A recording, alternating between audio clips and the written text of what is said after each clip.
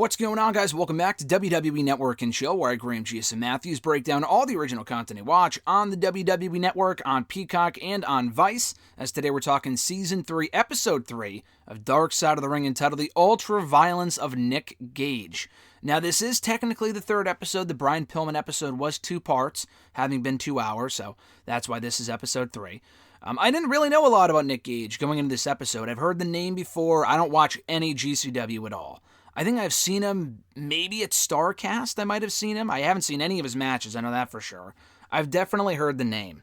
So I said last week, I really don't give a shit about this episode just because, I didn't know a lot about, the Abrams episode from last season, and that was a great episode.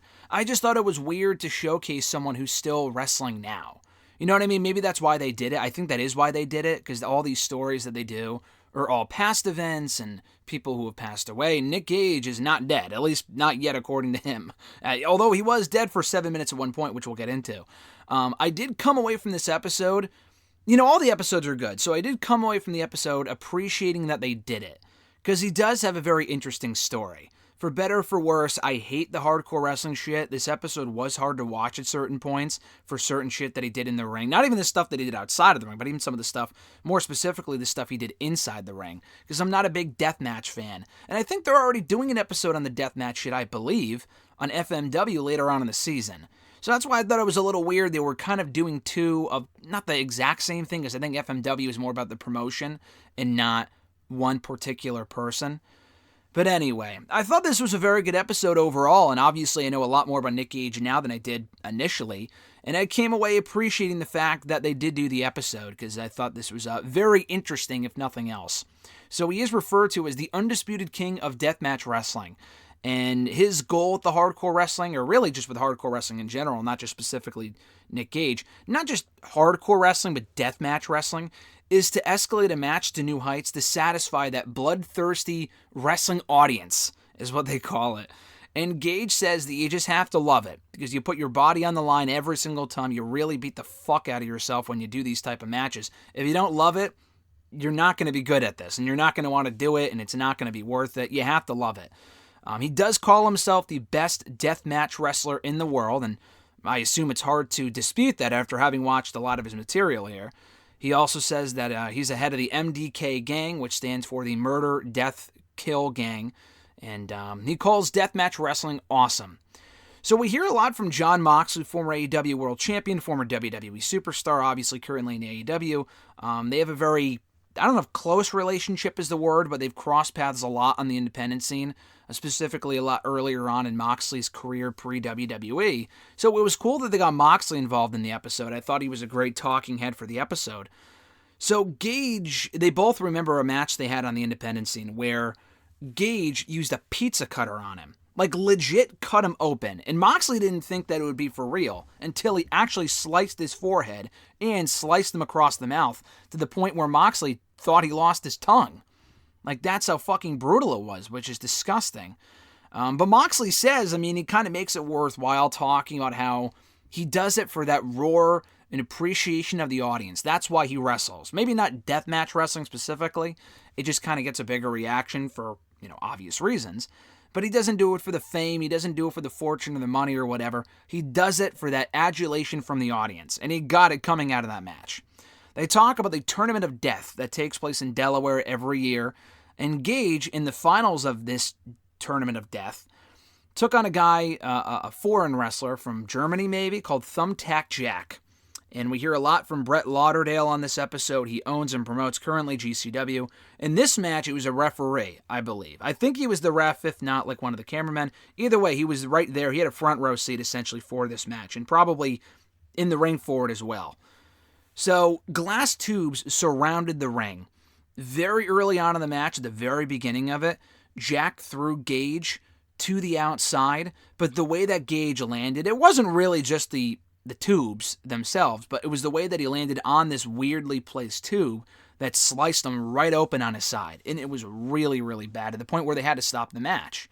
And this is Nick Gage we're talking about, a guy at this point in the episode, you don't really know what he's all about, but the guy will go to great lengths to kill his body in order to put on a great match, but it was so bad, not per his decision, but the decision of the officials and people that were there, they had to stop the match. He wanted to be taped up so he can go right back out there.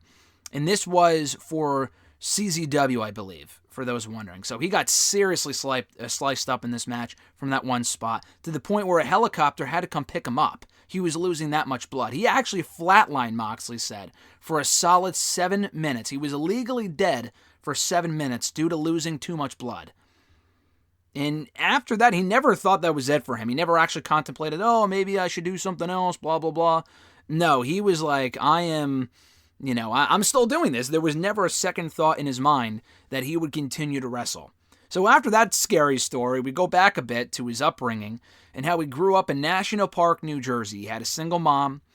We hear a lot from his girlfriend, Sandra, on this episode, and she talks about how close they've always been and how close they were in high school.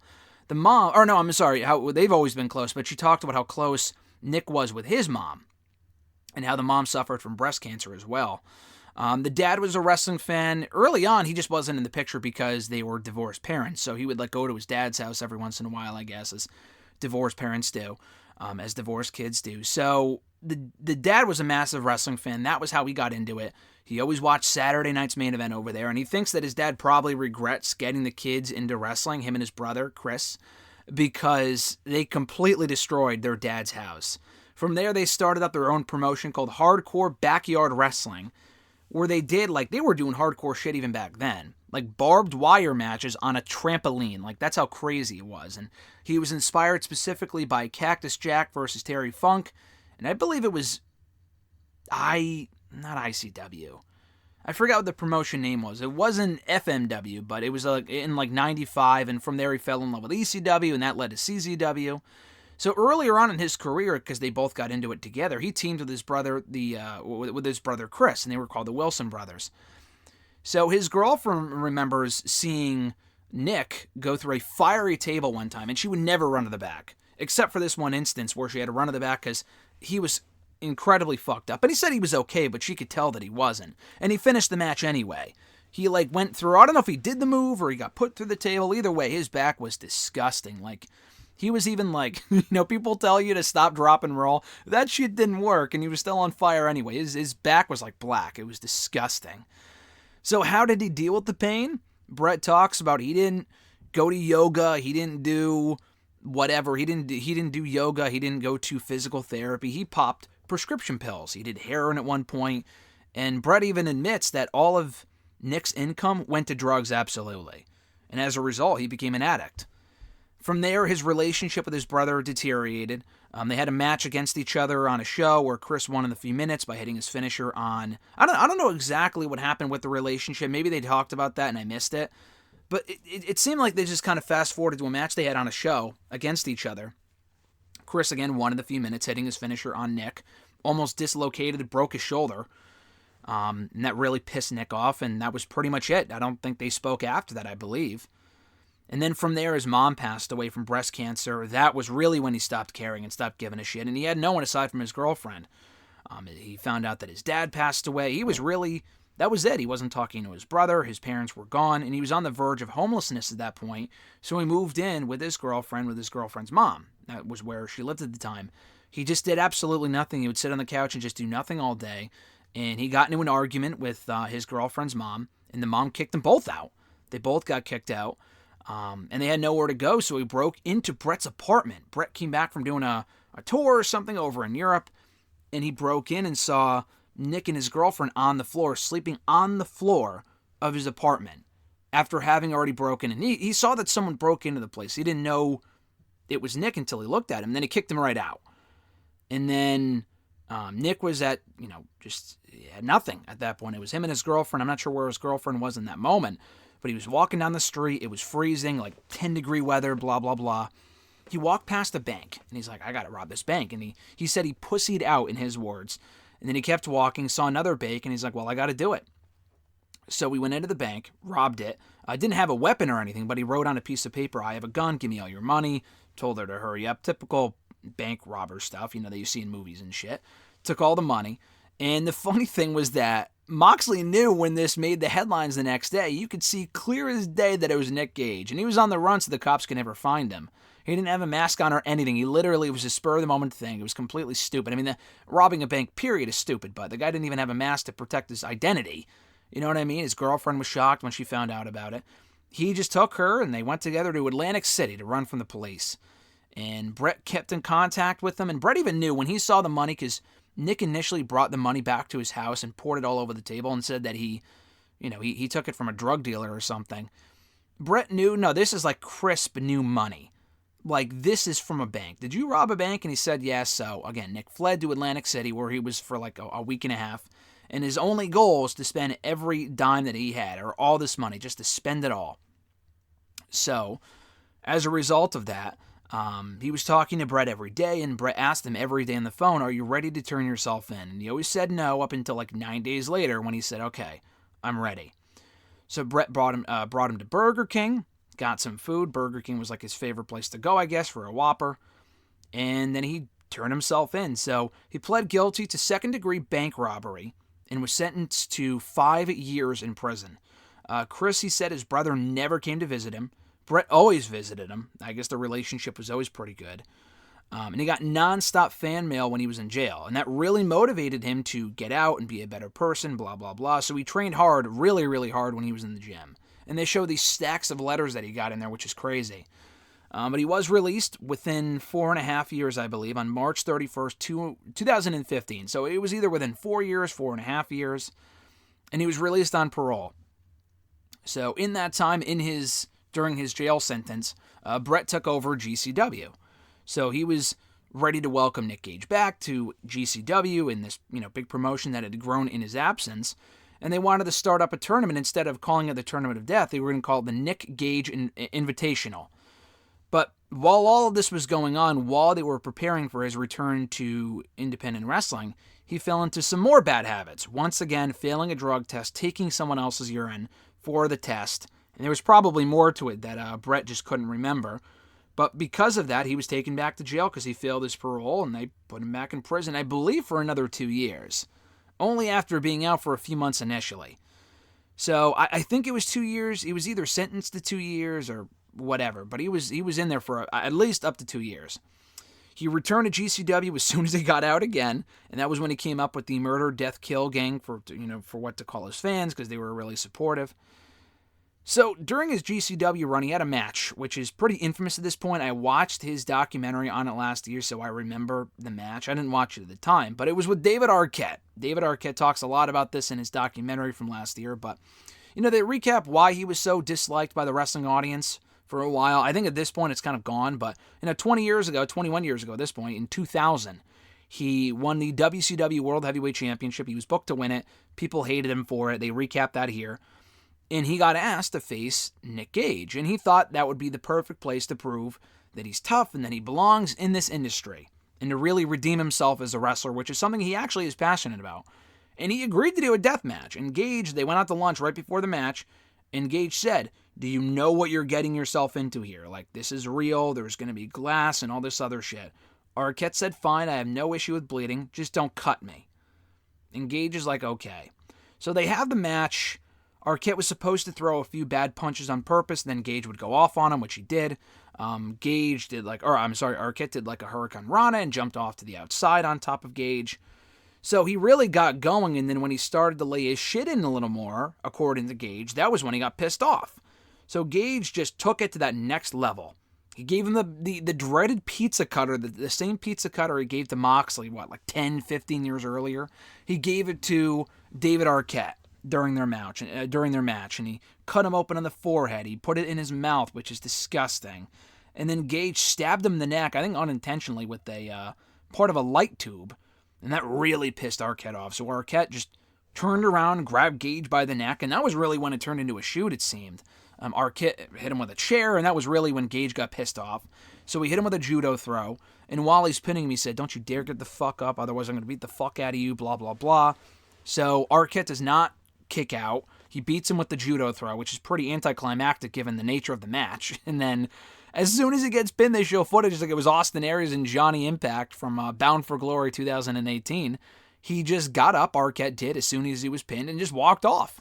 And he was pretty pissed off about it. He complained to, or, not complained, I think he has pretty, he probably should have known what he was getting himself into and who he was facing, someone who was convicted twice or once or whatever, who went to jail twice. He probably should have known that a little bit more before the match. But anyway, he walked off and he talked to TMZ about it the next day. Gage calls him a crybaby, and he hasn't talked to him since, he said. We find out soon after that his brother Chris actually committed suicide, which is really sad.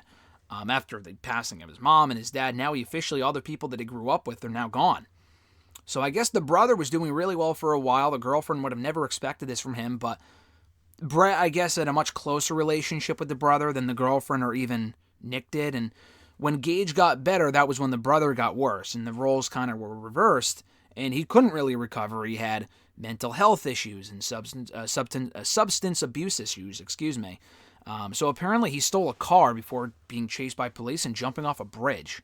And that bridge is right behind Nick's house, so he says a prayer for him every time he leaves his house and whatever. I mean, that is so incredibly depressing.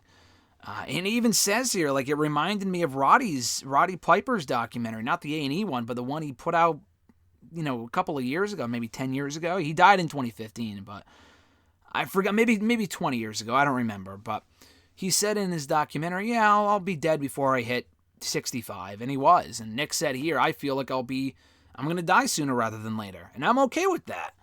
I mean, I don't think anyone else got the memo because the girlfriend's like, oh yeah, he's going to be doing this shit till he's 60, and everyone else says the same thing. But Nick's like, no, I'm going to die. I'm going to die, and I'm okay with that, which is crazy. But he still goes hard at 40, still doing crazy shit. We see him do his brother's finisher at a show and pay tribute to him, which is cool. He's really loyal for his fans, really grateful for his fans. And we hear Moxley even say, like, Vince McMahon would fucking kill to have someone who has that connection with the crowd in his company. So for as crazy as Nick Gage is, and he's a glorified he's an absolute lunatic. The guy is insane. But for as crazy as this guy is, people are really devoted to him. People really, really enjoy his work. I mean, I can't say this shit's for me, but people are really loyal to Nick Gage for whatever reason, I guess. But yeah, so that was kind of the note that they ended on. And again, very depressing. Doesn't really have a happy ending. And I think that was the point. I think the directors talked about that on Dark Side of the Ring, and that, not every episode's going to have this happy ending like the Brian Pillman one. I mean, obviously Brian Pillman died, but he has his kids, and his father, or his son, Brian Pillman Jr., is kind of following in his footsteps.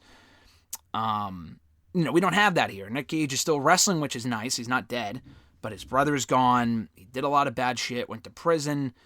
It's just some crazy shit. I mean, this was a wild episode. Again, I cringed at the pizza cutter stuff, and they showed the footage of that here on the episode, which really makes my, skin crawl when I see shit like that. It's just fucking gross. But, it was a very interesting episode. Again, I think it's going to be very polarizing. I haven't seen a lot of people talk about it since it aired last night, as I didn't watch it live, so I didn't see a lot of the reaction on Twitter. I didn't see anyone talk about it, actually. And I was on Twitter a couple of hours after it aired. But yeah, I think it's worth checking out. All the episodes are worth checking out. But again, if you're not a fan of deathmatch wrestling, you're not going to like it. And I'm not a fan of deathmatch wrestling either, but his story was interesting, again, if nothing else. So I would recommend checking it out, even though there's a lot of shit they probably had to cut out because it was too gory for TV. I'm surprised a lot of this shit made it in. I mean, it was gross, but good stuff here, though, from Dark Side of the Ring per usual. And next week, we got Collision in Korea. We got that episode airing next Thursday, which I'm hoping to break down next Friday, so be sure to check that out. Yeah, that's about it, guys. Be sure to like this video, drop a comment, share the video, and subscribe to the channel for more daily content. Be sure to check out all my other Dark Side of the Ring reviews in the playlist down below, in the description box, entitled Dark Side of the Ring Reviews, obviously. And like I said, we'll be back next week with my breakdown of the Collision in Korea episode. So until then, guys, have a great rest of your week/weekend. I'm Graham G.S. Matthews, and I'll catch your ass down the road.